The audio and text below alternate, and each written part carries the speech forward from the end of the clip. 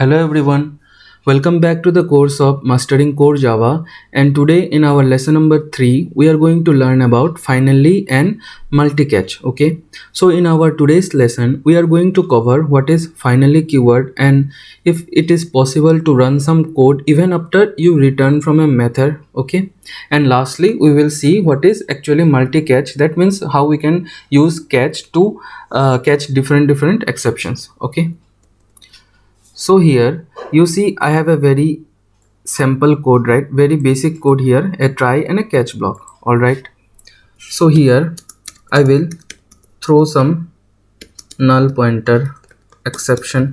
Okay, manual for example. All right, so here what I'm doing, I'm simply throwing a null pointer exception. Okay, so what finally keyword will do is that when you have a try and catch block, after that you can declare your finally keyword. It will do something like runs at runs finally. Okay, so let's see by running this. Okay,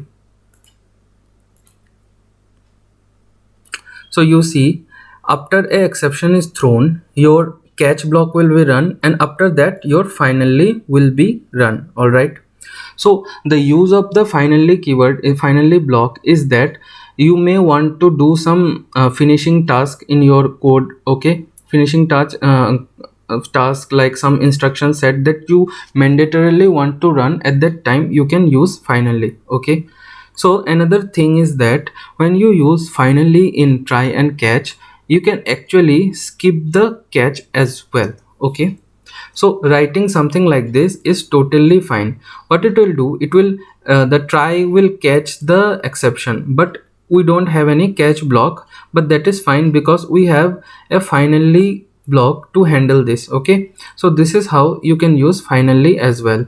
All right, so next what we can do is that finally is not just to handle your exception. Okay, so in case of catch, what happened is that catch will only run when your exception occurs. Okay, for example, I'll just undo this.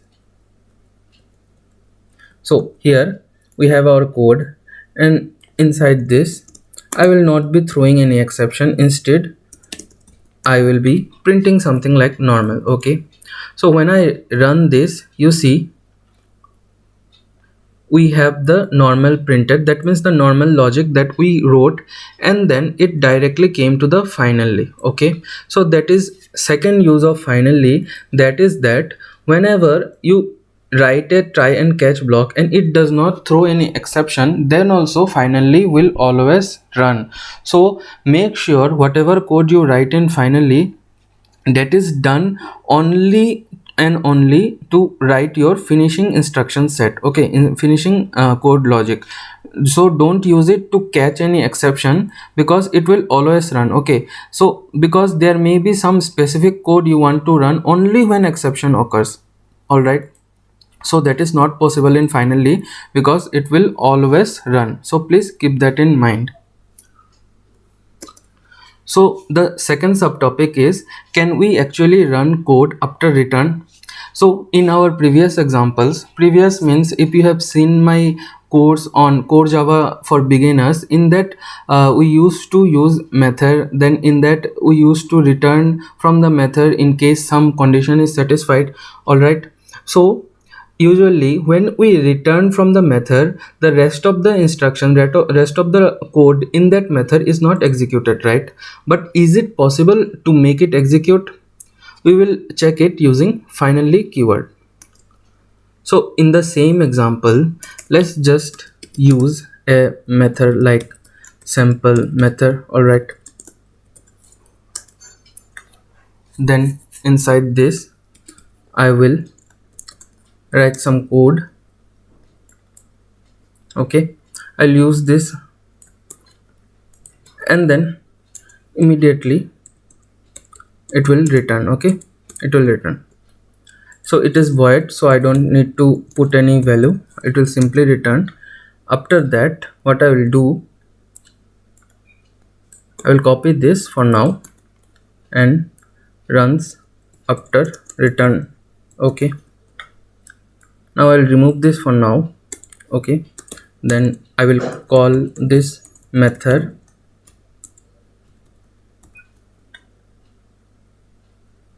Let's make it static, and then let's run this. Okay,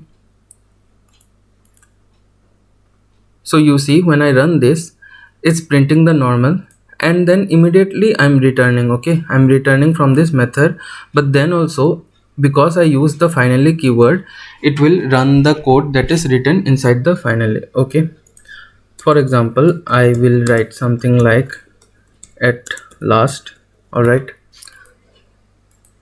see here it is giving error because it is unreachable code, because after return the only code that will run is in finally. After that it is not possible to run any instruction set. Okay, let's move on to our next topic, that is multi-catch. Okay, so to save some time, I have a sample code written here. Here you see I have a scanner class. So I'm taking input from the user as two variable a and b, and then I have a array with the size 3. Okay, inside the try block, what I'm doing, I'm just using a and b to divide and assign value to c. Okay, a divided by b, and then using a for loop I am assigning values to the array. Here you see the size of the array is 3. Okay, and then I am going to assign values till the index of 4. Okay, that means to the 3 that will be the size of 4. That means one element will enter extra in the array. Okay, so what is the exception that can be thrown in this code? Okay, here there is a possibility that when I put b as 0, our exception will be arithmetic exception, and when it will reach this part of the code, that means when I try to push another element into the array when it is already full, at that time there is a chance it will throw array index out of bound exception. So this is simply what a multi-catch is. Multi-catch means you can declare multiple catch block, and in each catch block you can explicitly catch some exception and write some code as accordingly to your exception. Okay, so let's run it and check once. So here first number I will put 10, the second number I will put as 0. So immediately your arithmetic exception is thrown. It didn't go to this because the exception was caught in this line itself, so immediately it caught the arithmetic exception. Okay, let's run it once again. So now I will put 10, next value I will put 5. Okay, now it will throw array index out of bound, so our code is able to explicitly catch both of the exception. Okay, all right, so you may have noticed that I have a third catch block. This is to catch any other exception that does not fall under this two exception. Okay, and one thing you need to make sure that the super class of the exception should be catched at the end. Okay, for example, if I remove this and I paste it here, immediately Java will throw error. Okay, because it is unreachable.